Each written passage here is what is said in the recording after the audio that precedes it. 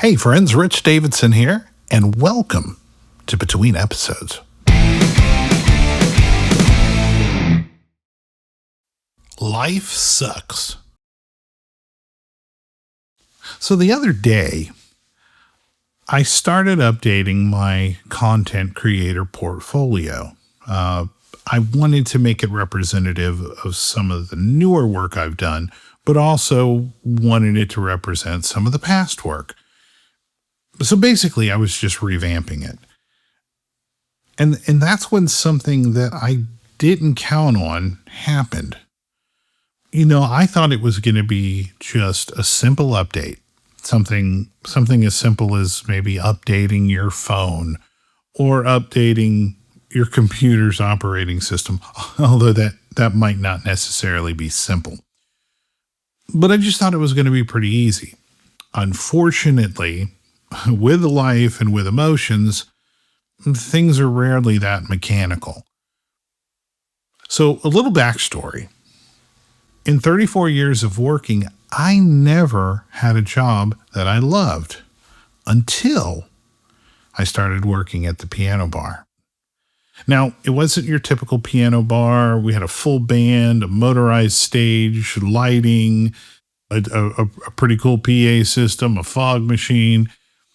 And we were also attracting a much more younger clientele, kind of part piano bar, part nightclub. And my job was to be the audio and lighting tech.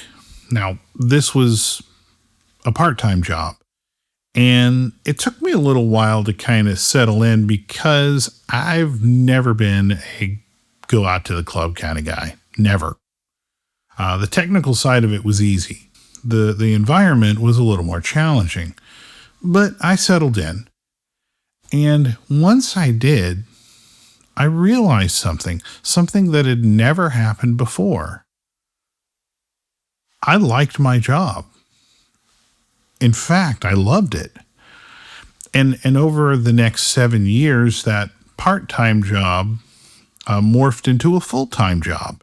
And I was doing things beyond just sound and lighting. I was doing things like videography and video editing and content creation and graphic design. I also started playing drums at the club because for the first year, I was just the sound and lighting guy. But I had been playing drums at that time for about 36 years. And so really, it was just something I loved to do. I was doing the things I knew how to do, sound, lighting, playing drums. I was learning new things, new creative things. And I was also surrounded by some really cool people. Some of the musicians, actually most of the musicians, I became very close with and am still close with today. Also, a lot of the staff that worked there, I got pretty close to as well. Look, it wasn't perfect. It was a job, but there were plenty of times where I couldn't believe I was getting paid to do this. Now, unfortunately, it ended, like all things typically do. And March of this year, 2026, the doors of the club closed for good. And I needed the money. I wasn't independently wealthy. So I had to get a job. And unfortunately, I had to go back to doing what I had done for 34 years, which is doing a job that I really didn't like. Now, the good thing is I knew how that was, and I knew how to deal with it. I just kind of didn't think about it. But there was a new player at the table, and that was, for 7 years, I did a job that I really liked. So really, it was kind of avoidance. That's the best thing to do. Avoid thinking about your old job, and you'll be okay. And don't get into making comparisons. That's the worst thing that you could do, is make comparisons about your new job compared to the old job that you loved. So naturally, I started making comparisons. I was looking at these old videos that kind of reminded me of how it was working there. And I took a stroll down memory lane, and it was disastrous. It was bittersweet because on one hand, I was really proud of the work that I did. I realized how much I learned and how lucky I was to be able to spend all those years doing many things that I really loved. But on the other hand, it was a pretty somber reminder that it was over and how my current job pales in comparison to the job that I had that I loved. And, where I am now versus where I was just a few months ago, how little creativity, or actually how there is no creativity in my current job. And also financially, it was kind of a lateral move.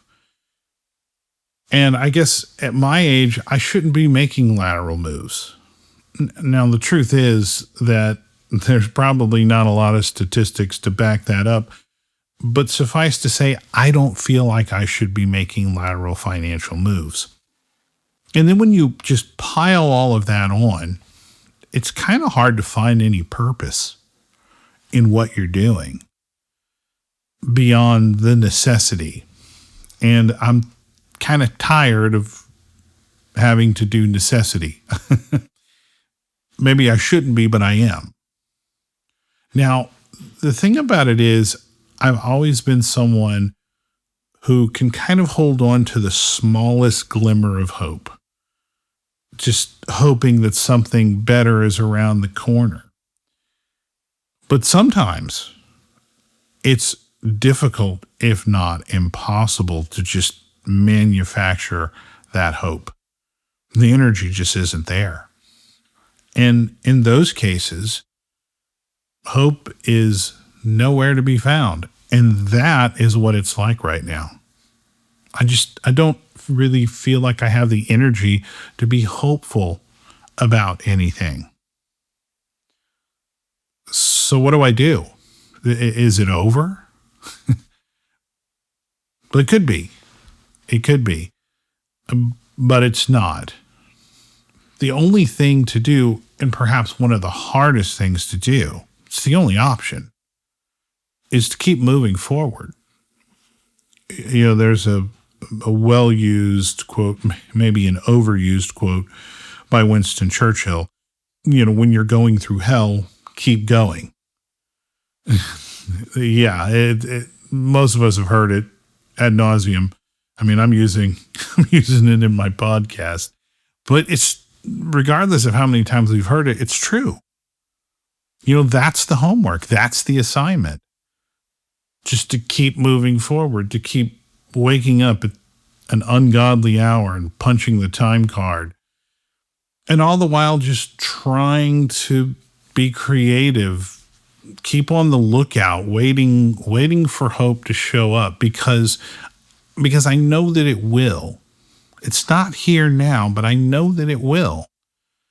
And the fact is that in my life, both professionally and creatively, hope is the fuel that powers that rocket. Hope is why me and the guys started this podcast. And because with literally hundreds of thousands of podcasts out there, we knew the odds, but we had hope. Hope that someday this could grow to the point to where it could be our career. Hope is why I still dream about opening up a piano bar myself someday. A place to recapture some of that joy that I experienced when I was working at the Dueling Piano Bar. And almost more importantly, to create an environment where other people could experience that same level of joy. But hope isn't around right now. It's MIA. But I know that it's coming back. But until it does, I have the responsibility to keep moving forward, keep dreaming, keep creating, even if I don't feel like it. Because when hope shows up down the road, I need to be there to meet it. Well, at least that's what I think.